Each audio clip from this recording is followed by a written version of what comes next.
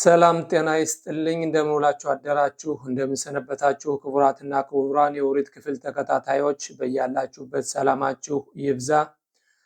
ዕለቱ ዕለተ ሰኞ ሲሆን እንደ ዕብራውያን ዘመን አቆጣጠር ኪስሌቭ በሚባለው ወር 11 ቀን 5786 ዓመት ዓለም ላይ እንገኛለን። አምላካችን ደግሞ ኪሳችን በዶላር ልባችን ደግሞ በመንፈሳዊ ይሙላልን እያልሁኝ ዛሬ የምንሄደው ደግሞ አድማጮች ወደ ጠየቁት ጥያቄ ነው። ይህም የአድማጮቻችን ጥያቄ አንድ ወንድማችን የጠየቀው ጥያቄ ምንድነው? ነብዩ ኤልያስ ወይም ኤልያሁ ነብይ ማለት ማን ነው? ስለሱ ጉዳይ ትንሽ ብንማር ብናውቅ ብለው ስለጠየቀ ነው። ወደዛ ነው ትንሽ ምን ሄደው። ከዛ በፊት ግን ባለፈው ሳምንት ትንሽ አስተያየታችሁ እንድትለግሱኝ ጠይቄ ነበር። ብዙዎቻችሁ እንደምትከታተሉትና እንደምትረዱት እንዲሁም ያንስብናን ያጥረብናን የምትሉ እንዳላችሁ ነው የተረዳሁት። የሚያሳየን እንግዲህ ምን ያህል ይህ ትውልድ የመንፈስ ትውልድና ወደ ፈጣሪን ፍለጋ ፈጣሪውን የሚያፈላልግ ትውልድ እንደሆነን ነው ከብዙዎቻችን የሚያሳየው ማለት ነው። ወሬታችን በሚቀጥለው ሐሙስም ደግሞ የሳምንቱን የኦሪት ክፍል በአንድ ላይ እንማራለን። ዛሬ ግን የተጠየቁ ጥያቄዎችን ነብዩ ኤልያስ ማን ነው የሚለውን እናያለን።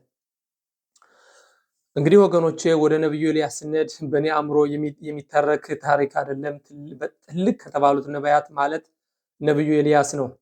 ነብዩ ኤልያስ እንደምናውቀው ከዕለታት አንድ ቀን ድንገት መጥቶ በጊላድ በተባለች ቦታ ነበር ትንቢት የተናገረው አኻብ ለተባለው የእስራኤል ንጉስ ማለት ነው። እና እንግዲህ ሁሉ ነቢያቶች የምናውቃቸው ዘር አላቸው። ኢሳያስ ነብዩ ኢሳያስን ባለፈው እንደተማርነው ቤናሞጽ የንጉሱ ዘር የእስራኤል የይሁዳ ዘር የንጉሱ ዘር ነው። እንዲሁም ኤርሚያስ ሁሉ ነቢያቶች በምናይበት ጊዜ ዘራቸው ከየት እንደመጡ ከየት እንዳደጉ ያሳያል። ነብዩ ኤልያስ ግን በድንገት አንድ ቀን መጥቶ ከጊላድ ከምትባለው ባለፈው ሳምንት ፓራሻት ተሸዋ እንደተማርነው ጊላድ ማለት እንግዲህ ላባን አረሚና ያዕቆብ አባታችን ቃል ኪዳን የተሳሰሩበት ቦታ ማለት ነው። ከዛ ላይ በድንገት መጥቶ ለአኻብ ትንቢትን ተናገረ ማለት ነው። የተናገረው ትንቢት ምንድነው? በጊዜው የአኻብ ሚስት የፂዶን የዛሬቱ ሊባኖስ የፂዶን ሴት ነበረች፣ አረመኔ ሴት ነበረች። ነቢያቶችን እያሳደደች የምትገድል አረመኔ ንጉስ ነበረች። አኻብ የተባለው የእስራኤል ንጉስ አግብቷት ትኖር ነበር ማለት ነው። በዛን ጊዜ እንግዲህ የባዳ ምልኮት የእስራኤል ልጆች ወደ ባዳ ምልኮት ስለመሩ በዛኔ በድንገት መጣና ትንቢትን ተናገረ። የተናገረውን በአኻብ ላይ ነው ማለት ነው። እና እንግዲህ ነብዩ ኤልያስ በጣም ቀናተኛ ነብይ ነበረ ማለት ነው። እሱ ከተናገረ በኋላ ለ3 ዓመት ተኩል ዝናብ አይጥልም እንዳለው ዝናብ አልጣለም ነበረ ማለት ነው። ከዛም ፈጣሪ አምላክ ይህን ትንቢት ከተናገረ በኋላ ወደ ዮርዳኖስ እንዲወርድና ቁራ ተመልከቱ እንግዲህ ቁራ ምግብ እየመገበው እንደቆየና በአገሪቱ ለ3 ዓመት ተኩል ዝናብ እንዳልጠለ ያሳየናል ማለት ነው። ይህንም መጽሐፈ ነገሥት 1 ከምዕራፍ 17 ቁጥር 1 ጀምራችሁ እስከ 21 ስታዩ የነብዩ ኤልያስን ታሪክ በዝርዝሩ ያሳየናል ማለት ነው። ከዛም ደግሞ ወደ መጨረሻውም ደግሞ መጽሐፈ ነገሥት 2 ከምዕራፍ 2 ጀምሮ ስናይ ደግሞ መጨረሻ ደግሞ ህይወቱ ሳይሞት ወደ ሰማይ እንዳደረገ በንፋስ መንኮራኩሮች ወይም ደግሞ ሰረገላዎች ወደ ሰማይ እንዳደረገና ዛሬም በህይወታችን ከኛ ጋር ነው ያለ። እንግዲህ ማንኛውም የእስራኤል ልጅ ግርዛት በሚደረግበት ጊዜ ነብዩ ኤልያስ አብሮን አለ። ይህ ማለት በእስራኤል ታሪክ አንድ ሰው ብቻ እስከነነፍሱ ስጋውን ይዞ ወደ ሰማይ ሰማያት መውጣት የቻለ ነብዩ ኤልያስ ብቻ ነው ማለት ነው። እና የነብዩ ኤልያስን ታሪክ በዚህ መልኩ ካያችሁት እኔ ባጭሩ በዚህ መተንተን አልችልም። መጽሐፈ ነገሥት ምዕራፍ 17 ቁጥር 1 ጀምራችሁ እስከ 21 እንዲሁም መጽሐፈ ነገሥት 2 ቁጥር ምዕራፍ 1 ቁጥር 2 ጀምራችሁ ስታዩ ህይወቱን ታሪኩን ከዛ ማየት ይቻላል። ከዛም ደግሞ የመጨረሻው ነብዩ መላኺ ወይም ሚልኪያስ የተባለው ደግሞ እንደሚያሳየን ብዙ ጊዜ እንደምገልጸው በመጨረሻው ጊዜ እሱ ነው የሚመጣው ማለት ነው። የሱ ስራው እንግዲህ ይሄ ነው ማለት ነው። በመጨረሻው ጊዜ መጥቶ ያሽብ ለባቦት ኤልባኒ ማለትም የእስራኤል ልጆች ወደ አባታቸው ወደ ፈጣሪ የሚያቀራርብ ይሄው ነብዩ ኤልያስ ነው ማለት ነው። ካደረጋቸው ከታሪኩ አንዱ እንግዲህ የሚያሳየን በድንገት ምንም በጊላድ መጥቶ ትንቢትን መናገር ቢጀምርም ካደረጋቸው ትልቁ ነገሮች የሚያሳየው በዓል የተባሉ የኢዘቤልን የውሸት ነቢያቶች በካርሜል ተራራ ላይ አውጥቶ 450ዎችን በፈተና እንዳቆማቸውና ከዛ መጨረሻ ላይ እንደገደላቸው ነው የሚያሳየው። ከዛም ኢዜቤል የተባለች እንግዲህ ልትገለው ስታሳደደው መጨረሻ ጊዜ ወደ ኮሬብ ተራራ ፈጣሪ አምላክ እንደተገለጠለትና እንደመለሰው ከዛም ነብይ የሱ ምትክ የሆነ ነብዩ ኤሊሻ የተባለው ደግሞ ኤልሳ ነው የሚሉት መሰል በአማርኛ ኤሊሻ የተባለውን እንደተካና በዮርዳኖስ አካባቢ በኢያሪኮ ፊት ለፊት ፈጣሪ አምላክ በሰረገላ አድርጎ ወደ ከፍታው እንደሰደደው መጽሐፈ ነገሥት 2 ምዕራፍ 2 ከቁጥር 12 ጀምሮ በዝርዝር ያሳየናል ማለት ነው። ተንተና አድርጌ ባጭሩ ይህንን ማለት ከጀመርሁ ነብዩ ኤልያስ ምን ይላል የሚለውን ከዚህ ላይ እንዲህ ሲል ያሳየናል። ማኬሸር ቤን ፒንሃስ ለኤልያው ነብይ ይላል። ምን ግንኙነት አለው ከኤልያው ነብይና ፒንሃስን ይላል። ሀዛል ኡምሪን በፒሩሽ ፒንሃስ ኤልያው ነብይ።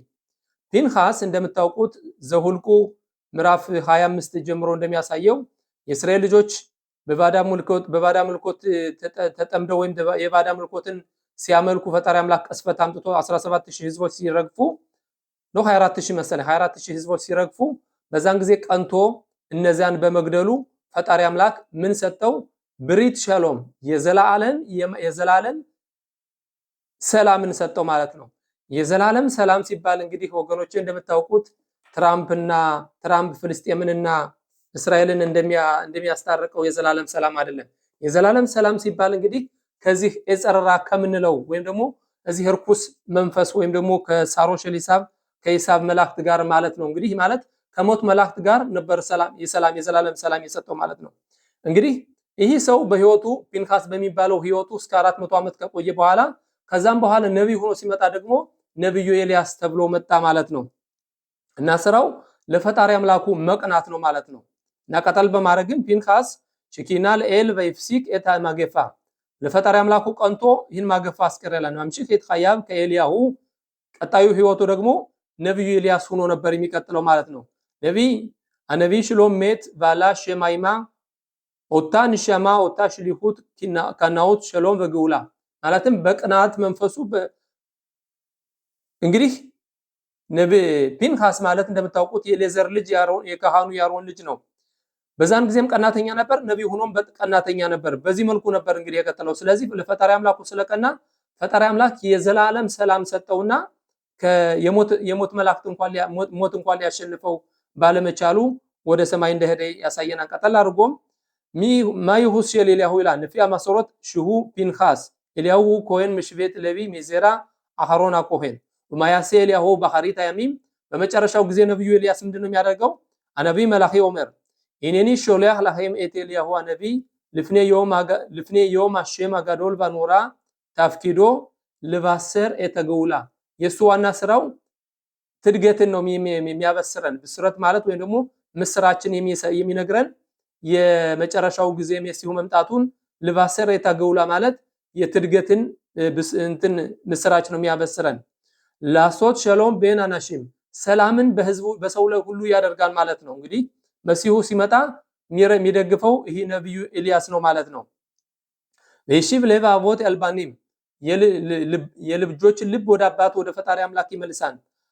አህዱት ክላል እስራኤል የእስራኤል ልጆች አንድ ያደርጋል። ልባረር ይሁሲን ለክራት ብንያን ቤተ መቅደስ አሽልሽ ልባረር ማለት እንግዲህ አይሁድ ያልሆነውን ያወጣል፣ የሆነውን እንትን ይላል። የተሰደዱትን 10 ተሰደው የጠፉትን 10 ነገዶችን ይመልሳል። በለላቦት የተመለኸ መሲህ መሲሁን ደግሞ ላቦት ማለት እንግዲህ አጅቦ መሲሁን የመጨረሻውን ነብይ አጅቦ የሚመጣ እሱ ነው ማለት ነው። ኤልያው ነብዩ አመባሰራ አጋዶል ሼል አገውላ አኮል ሽማኺን ኤታውላም ለዮም አሸም የመጨረሻውን ጊዜ የሚያበስር መሲሁንን የሚረዳ የእስራኤል ልጆች የሚመረምርና ይሁዲ ያልሆነውን የሚለይ እንዲሁም ደግሞ ልጆችን የእስራኤል ልጆች ወደ ፈጣሪ አምላኩ የሚያቀራርብ በአጠቃላይ ትድገትን የሚያመጣ ነብይ ይሄ ነው ማለት ነው። እስከነ ህይወቱ የሄደ እንግዲህ በሌላ ጊዜ ሰፋ አድርገን በረጅሙ እንማረዋለን። በዚህ ባጭሩ እንማረው አይደለም። ባጭሩ ነብዩ ኤልያስ ማለት እንግዲህ ፒንሃስ ነው። ፒንሃስ ማለት ነብዩ ኤልያስ ነው። እስከነ ህይወቱ ወደ ላይ ያደረገ ነው። ይሄን ይመስላል የነብዩ ኤልያስ ባጭሩ ታሪኩ። ሰላም አሉልኝ። መልካም እሺ ደግም የገባሁ እንግዲህ መቼም እንደምታውቁት ይሄ ነው አጠር ያለ ትምህርት አስተምረን የሚሉ አንዳንድ ወንድሞቹ ወሪት እንዲህ ባጭሩ ምትማራለህ ምንም ማራት አይደለም ገደብ አድርጌ ለ10 ደቂቃ ብዬ ገባሁ። ግን መጀመሪያውንም መጨረሻውንም ሳላየው በቃ በአንድ ጊዜ ሰዓቱ አለቀና 10 ደቂቃ ማለት ይሄ ነውና ትንሽ ጨመር ለማድረግ ለገባሁኝ። አሁንም ለነብዩ ኢልያስ ማን ነው ለሚለው ለተባለው ጥያቄ ማለት ነው። እና እንዳልኳችሁ መጀመሪያ ፓርቱ ላይ እንደገለጽኩትኝ ነብዩ ኤልያስ እንግዲህ የሚታየው እንዳየነው መጽሐፈ ነገሥት 1 ምዕራፍ 17 ቁጥር 1 ጀምሮ እስከ 21 ብያለሁ። እንዲሁም መጽሐፈ ነገሥት 2 ከምዕራፍ 1 ቁጥር 1 ጀምሮ እስከ ምዕራፍ 2 ድረስ ቁጥር 12 ድረስ እስከ ወደ ሰማይ ፈጣሪ አምላክ በመንኮራኩር ወይም በሰረገላ በሳት ሰረገላ በመንኮራኩር ወደ ላይ እስካወጣው ጊዜ ድረስ በተለይ አሃብ እና ኢዘበል በተባሉት ነገስታቶች ጊዜ ነበር ለእስራኤል አምላክ ከእስራኤል አምላክ ተልኮ ለእስራኤል ልጆች ትንቢት ሲናገር የነበረው ማለት ነው። ቅድም እንደጠቀሱት ለሶስት ዓመት ተኩል ድርቅ ሆኖ ነበር በእስራኤል ንጉስ በዚች ኢዘበል በተባለች የፂዶን ሰው እና በአሃብ በተባለ ንጉስ ምክንያት ነቢያቶችን እያሳደዱ በመግደላቸው ምክንያት ፈጣሪ አምላክ ይህን የመሰለ መከራ አምጥቶ ነበር በእስራኤል ልጆች ማለት ነው። መጨረሻ ጊዜ እንግዲህ ነብዩ ኤልያስ ካደረጋቸው ትልልቅ ነገሮች እንዳልነው በካርሜል የሆነው ነገር 450 የውሸት ነቢያቶችን ማስገደልና ታምር ከፊታቸው ለበሰው ልጆች አሸማ ወኤሎሂም አሸማ ወኤሎሂም እንደሚለው ሌላው ደግሞ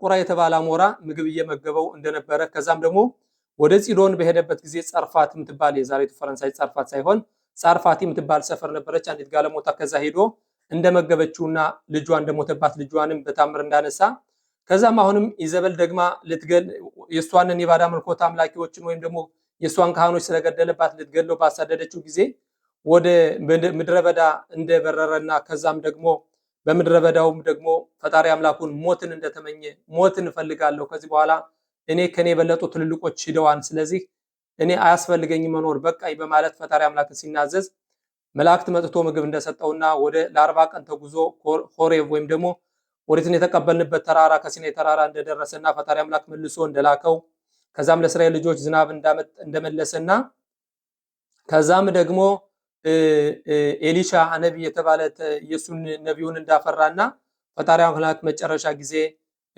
በመንኮራኩር ወይም በሰረገላ በሳት ሰረገላ ወደ ከፍታው እንደተመለሰ ነበር ቅድም ፓርቱ ያየነው። እና ከዚህ ላይ ቀጥሎ የሚላል ሚሆኤል ያው ነብይ ይላል ነብይ አናክ ምትኩፋት አሃብ ይላል። በጣም ትልቅ የሆነ ነብይ በትኩፋት በአሃብ ጊዜ ዘመነ መንግስት ማለት ነው። ሽኒርሃም ባቦዳ ዛራ በይህዚር ኤታም እስራኤል ለይሙና ባቦዳ ዛራ ወይም በባዳ ምልኮት የተዋጋና የእስራኤል ልጆች ወደ ፈጣሪው ያቀረበ ማለት ነው። ሁጋ ዛር በጾሬት እንደምናውቀው ለ3 ዓመት ተኩል እንትን አደረገ ድርቅ እንዲሆን አደረገ። አሳኒሲም ይህያ የሌድ ልጁን ንሲም ማለትም ያደረገው ታምርና ሙታንን አስነሳ ማለት ነው። በኒጻሂት ነብይ አባል በሐራ ካርሜል ነብይ አባል የተባሉትን ደግሞ በሐራ ካርሜል አጠቃ ከሸኤሽ ያርዳ ሚና ሸማይም በአምካራ አሸማው ወኤሎሂም አሸማው ወኤሎሂም እግዚአብሔር አምላክ እሱ ነው። ኤሎሂም ማለት እግዚአብሔር ማለት ትክክል አይደለም። አሸማው ወኤሎሂም ማለት አሸም ማለት እንግዲህ መሐሪ ማለት ነው። የመሐሪ ስም ነው። አምላክ እሱ ነው ፈጣሪያችን በማለት ሁሉም እንትን እንዳሉ ኤልያው ሎሜት አላሸም ለሸማይም በመርከቤት አይሽ እንግዲህ ነብዩ ኤልያስ እንዳልነው አልሞተም። በመርከቤት አይሽ ወይም ደግሞ በሰረገላ በሳት ሰረገላ ወደ ከፍታው እንደወጣ ሚያዝሁ ሞፊያ በብሪቶት መባሰር በሶሮት ቶቦት ልፊያ ንቡዋ በመላኺ ሁ ያግዚር ልፍኒያ ገውላ ላሺብ ሸሎም ልባሰር አል አቦ አማንሺያ ማለት ነው። እንግዲህ ግርዛት በሆነ ቁጥር ሁሉ ባለ በግርዛት በመናደርግበት ሁሉ ጊዜ ይገኛል። በመጨረሻው ትንቢት በመላኺ በሚባለው ምዕራፍ 3 ቁጥር 23 ጀምሮ እንደሚያሳየው የመሲሁን ጊዜ የሚያቀርብና መሲሁ ሲመጣ የእስራኤል ልጆች ወደ አባታቸው የሚያቀርብ መሲሁንን ሌላቦት ወይም ደግሞ የሚያግዘው ይሄው ኤልያው እንደሆነ ነው የሚያሳየን ማለት ነው። ማየስያ ሊያው ነብይ በሐሪታሚም አመቆሮት ሚታሪም 5 ተፍጊሪም በመርካዝ ለኤልያው ነብይ ለግውላ እንግዲህ 5 ነገሮችን ያሳያል። ነብዩ ኤልያስ በመጨረሻው ጊዜ የሚያሳየው ይሄን እንደሚያሳየው መኮር መላኺ ወይም ሚልኪያስ ምዕራፍ 3 ቁጥር 23 እንደሚያሳየው ኢኔ አኑሂ ሾሊያህ ላሂም את ኤልያሁ הנביא לפני בוא היום השם הגדול והנורא ማለትም በመጨረሻው ጊዜ በጎግ ማጎግ በዛ በመጨረሻው ጊዜ ፈጣሪ አምላክ ይሄን ኤልያሁን እንደሚልከውና ያው የእስራኤል ልጆች ወደ አባታቸው ወደ ፈጣሪ እንደሚያቀርብ ያሳያን ማለት ነው። ይሺብ ለባቦት አልባኒም ለባኒም ኤላቦታ መላኺ ጊሜል ካፍዳለት አዛል ማዝቢሪም ኤልያሁ ያሴ ሸሎም በምሽባሆት በዛን ጊዜ ነብዩ ኤልያስ ሰላምን በቤተሰብ ሁሉ ያደርጋን ቤናናሺም በሰዎች መካከል በህዝቡ መካከል ቤናዶሮት በትውልዱ መካከል ቤን ኮል እስራኤል በእስራኤል ልጆች ሁሉ መካከል ምድራሽ የልጉት ሽሞኒ መላኺ ረሜዝ ታክማ ያሴ ሸሎም በውላም ሁሉ በዓለም ሁሉ ሰላምን የሚያደርግ ነው ማለት ነው። እንግዲህ ነብዩ ኤልያስ ከሁሉ በእስራኤል ታሪክ አንድ እሱ ብቻ ነው ወደ ከፍታው እስከነስጋው መውጣት የቻለም እንዳየነው ቅድም ፒንካስ ከሚለው ስሙ ፈጣሪ አምላክ የዘላለም ሰላም ስለሰጠው ማለት ነው። ብሪት ሸሎም ማለት እንግዲህ የዘላለም ሰላምን ስለሰጠው የሙት መላእክት እሱ ሊነካው አይችልም። ስለዚህ የግዴታ ስጋውን ይዞ እስከመጨረሻው ጊዜ ወደ ገነት ወይም ደግሞ ወደ ሰማየ ሰማያታት መውጣት ግድ ነበረበትና ይህን ይመስላል ማለት ነው። ነብዩ ኤልያስ ትንሽ ለጨመርሁኝ። ከዛም ደግሞ ካሳለፍነው የኦሪት ክፍላችን ከያዕቆብ አባታችን ትንሽ መሰር እንማር የመጪው ሳምንት ኦሪት እስከምንማር ማለት ነው። ስለ ነብዩ ኤልያስ ይሄን ካልሁኝ እንግዲህ ትንሽ ደግሞ ሙሳር አስከል ካሳለፍነው የኦሪት ክፍል እንዲህ ስንል ያሳይናል። ከሼሽ ሻይም ሄም ኸለክ ማደረህ አግዶላ ሸልኻ ችግር ሲገጥመን ያነ የችግሩ መጨረሻና የመነሻችን ነው። እንደሚያሳየው በፓራሻት ቶሎቱ ያዕቆብ ያጻሚና ባይት በግላል ሰከና ኢሳብ ራጻ ላወርጎ በፓራሻት ወይሴ ዳብካ መቶ ብሪኻ ባይሴቭ ማትኪላ አጽሚኻ ግዶላ ሼል ያዕቆብ ባይት ምሽባኻ ሽባቲም ወብታሃት አሸም ሙሳር ለዶሬኑ ለትውልዳችን መመሪያ መግባር ለፋሚም ረጋም አሽበር አንዳንድ ጊዜ ትልቅ ችግር ይገጥመናል። ለረጋም አሽበር ለሐጽ ጭንቀት ኡፓሃድ ፍራት ሄም አትኻላ ሸል ድባሪም ግዶሊም አኮሽሁ ለሶፍ ሁ ሻር ለአትኻላ ሐዳሻ አንዳንድ ጊዜ በህይወታችን ችግር ሲገጥመን ያነ ችግር ለጥሩ ነገር ወደ ጥሩ ነገር ሊመራን ነው ብለን ከያዕቆብ አባታችን እንዲሁም ከነብዩ ኤልያስ የምንማራቸው ነገሮች ምንድነው? ነብዩ ኤልያስ የሁሉ መከራ ቢገጥመውና እቺ ዜቤል የምትባለው ብታሳደደው መጨረሻ ግን ለእስራኤል ልጆች ብሎም ለዓለም ሰላምን የሚያመጣ እንደሆነ ያሳየናል። ሽሚራል አልዮሸር ጋም ከሽሎ ሮይም ወጥኻ ያዕቆብ በቤት ላባን ኦቬድ በነማኖት 40 ስረሻና ላምሮች አራማውዮት አካሾት ሁ ሎማግዚር ርምያ ኤላ ሚታመጽ ላወድ በግኑት እንግዲህ ሰዎቹ መጥፎ ቢሰሩብን በመጥፎ በሚሰሩብን ፈንታ እኛ ለፈጣሪ ስንል ደጉን እናደርግ። ምክንያቱም ሙሳር ለዶር ሸላኑ አዶር ሸላኑ ማለክ ይጹር ደረህ አመሰር ሸል ያዕቆብ እንግዲህ የግዚያችን ትውልድ ጭንቅ ሲያገኘን መከራ ሲያገኝ ወዲያው እንሰበራለን እና ባጭሩ ባቋራጭ መንገድ ሀብታም መሆን እንፈልጋለን። ከአባቶቻችን ከያዕቆብ ምንም ማረው ከነዚህ ተነባያቶች ምንም ማረው ግና ችግር ሲመጣ ከዛ ችግር ፈጣሪ አምላክ ከፍ ሊያደርገን ስለፈለገና ከዚያ ላነሳን ስለፈለገ ነው። ሚሽን ይሻር ያሻር በሶፍ አሸም መሳደርሎ እታብራኻ በቀጥታና በታማኝነት የኖረ በመጨረሻ ጊዜ ፈጣሪ አምላክ ከዛ ከወደቀበት ከፍ ያደርጋል። እንዴት ነው የሚለው? ከፍ ያሉትን የሚውጥል የወደቁትን የሚያነሳ እንደሚለው አዮሸርሁ አመታና ሂግዶላ ሸላዳም አሽር ላጽሞ አዮሸር ማለት የቀጥታነት ነው። እንግዲህ ለሰው ልጆች ሰውነን ታማኝነት ነው። እንግዲህ ፈጣሪ አምላክም ቀጥታ እንዲያደርገን መሰረ ዶሬኑ ጋም ሃዮም ዝጉዩት ሸሎም ባይት በየላዲም ዶርሺም አቦዳ አሽካ አክሻባ ኤን ሙሽላም አቦዳ ዮሚዮሚት ዮስጨሬት ክዱሻ የማያቋርጥ ስራችን የማያቋርጥ ተግባራችን ፈተናም ቢመጣብን ችግርም ቢመጣብን በዛን ጊዜ ጸሎት ትግልና ተስፋ አለመቁረጥ ከዛ ፈጣሪ አምላክ በዛን ጊዜ ከፈተናው ያነሳንና ከነበረን ችግር ሁሉ ሊያስወግዳልን ይችላልና ወገኖቼ ይህን ይመስላል። አጭር ነው ብዬ የገባሁት እንደገና ረጅም ሆነ። ይህን ይመስላል። ሰላም ሁኑልኝ። በሳምንቱ የኦሪት ክፍል ከሐሙሱ ላይ እና ከሮቡ ላይ ስለምንገናኝ እስከዛ በርቱልኝ። ፈጣሪ አምላክ ኪሳችን በዶላር ደግሞ ልባችን ደግሞ በመንፈሳዊ ይሙላልን እላለሁ። ወንድማችሁ ጋሻ ወርቁ ነኝ ከሆሎን። ሰላም ሁኑልኝ። ሰላም። ቀጣዩ